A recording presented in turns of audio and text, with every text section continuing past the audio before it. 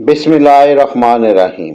अस्सलाम वालेकुम दोस्तों, मैं हूं वसीम इरशाद वड़ाइच। पिछली दो वीडियो में हमने सीखा कि बायोफ्लाक क्या है और बायोफ्लाक किन चीज़ों से बना। दोस्तों, आज हम इस मौजू पर बात करेंगे जिसके बगैर बायोफ्लाक का तस्वर भी नहीं किया जा सकता, और इसका नाम है सीएन रेशो। दोस्तों, अगर आपने सीएन रेशो को समझ लिया तो यकीन करें बायोफ्लाक का सबसे अहम असूल आपकी समझ में आ जाएगा। सबसे पहले सीएन रेशो क्या है, यानी सी से कार्बन और एन से नाइट्रोजन, और रेशो का मतलब तनासब। कार्बन और नाइट्रोजन का आपस में तनासब जो है ना, उसको सीएन रेशो कहते हैं। अब सवाल ये है कि क्या बायोफ्लाक में कोई खास सीएन रेशो रखनी होती है?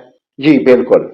आमतौर पर बायोफ्लाक में 120 सीएन रेशो बरकरार रखने की कोशिश की जाती है, क्योंकि इस तनासब पर फायदेमंद बैक्टीरिया बेहतरीन तरीके से नशोनुमा पाते हैं और अमोनिया को मसर अंदाज में इस्तेमाल करते हैं। लेकिन 120 का मतलब क्या है, पहले इसको समझना जरूरी है, क्योंकि एक एक चीज आपकी समझ में आएगी तो आप सही तरीके से फ्लाक बना सकेंगे, ठीक है ना।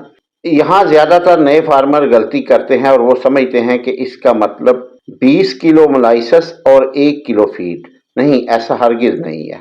120 का मतलब है कि 20 हिस्से कार्बन और 1 हिस्सा नाइट्रोजन, यानी अगर पानी में 1 हिस्सा नाइट्रोजन मौजूद है तो बैक्टीरिया को उसे इस्तेमाल करने के लिए तकरीबन 20 हिस्से कार्बन चाहिए।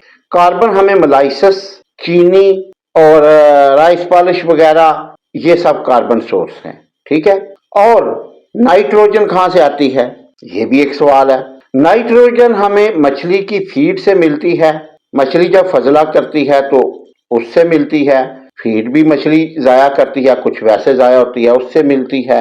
और ये सब मिलकर आपको ये तो पहले भी बता चुका हूं कि अमोनिया बनाते हैं और यही नाइट्रोजन का जरिया बनती है। अब एक आसान मिसाल है, फर्ज करें आपके पास एक फैक्ट्री है और फैक्ट्री में मजदूर मौजूद हैं लेकिन उन्हें खाना नहीं देते, तो क्या वो काम करेंगे? बिल्कुल नहीं करेंगे। बायोफ्लाक में भी हमारा जो बैक्टीरिया है वो मजदूर हैं और कार्बन उनका खाना है और उनका काम अमोनिया को खत्म करना है, ठीक है। और अगर कार्बन कम होगी तो बैक्टीरिया कमजोर हो जाएंगे, अमोनिया बढ़ जाएगी और फ्लाक सही तरीके से नहीं बनेगा। अब एक और सवाल है कि 120 ही क्यों, 115, 130 क्यों नहीं? इसकी वजह यह है कि तहकीक और अमली तजर्बात जो है ना दोस्तों, उनसे मालूम हुआ है कि 120 का तनासब जो है ना वो बैक्टीरिया की बेहतर नशोनुमा के लिए मौजूद रहता है।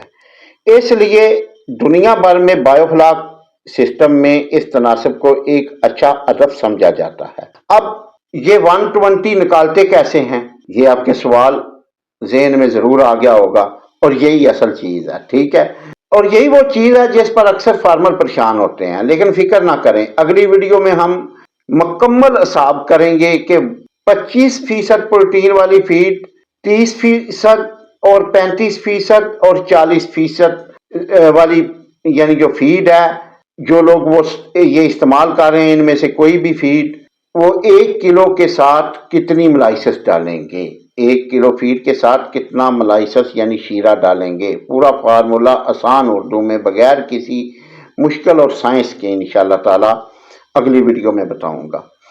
अब दोस्तों, आप सोचते होंगे एक वीडियो में काम खत्म क्यों नहीं कर देता। यकीन जाने ये एक एक वीडियो आपको सबक की तरह याद होगी तो काम बनेगा। तो इंशाल्लाह ताला अगली वीडियो के सीएन रेशो हम निकालते कैसे हैं, फ्लाक चेक कैसे करते हैं, हम कैसे मालूम हो कि हमने इतने किलो शीरा एक टैंक में डालना है, अगली वीडियो में इंशाल्लाह ताला ये बताऊंगा।